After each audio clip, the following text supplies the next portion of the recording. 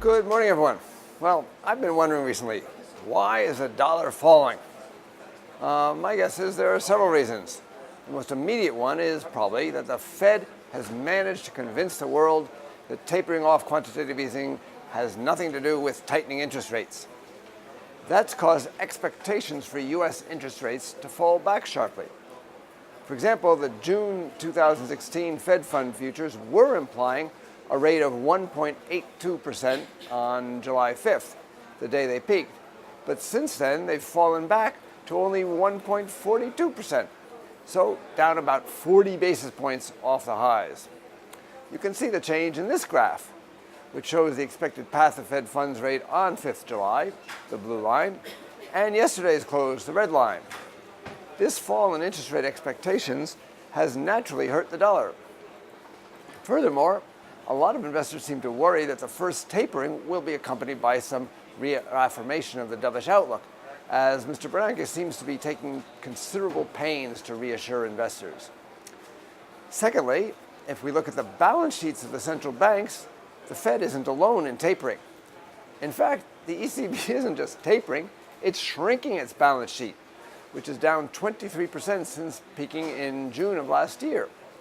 By comparison, the Fed's balance sheet has expanded 25% since then. You can see in this graph how the ratio between the two, the blue line, has exploded and is now at a record high, which could be expected to support euro-dollar, which is the red line. The Bank of England's balance sheet, too, is down 2.4% from its peak, which is rather surprising. Meanwhile, the Fed's balance sheet just keeps growing. And of course, what the FOMC means by tapering is just that they'll slow the pace of expansion of the balance sheet, not shrink it.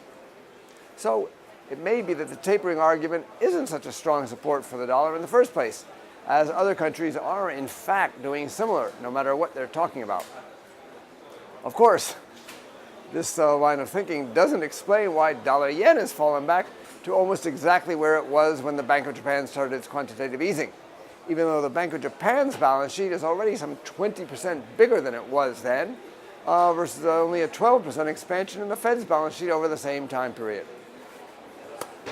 In any event, dollar weakness was again the theme overnight. For some time now, the dollar has been weak versus the G10 currencies, but holding up reasonably well against the emerging market currencies.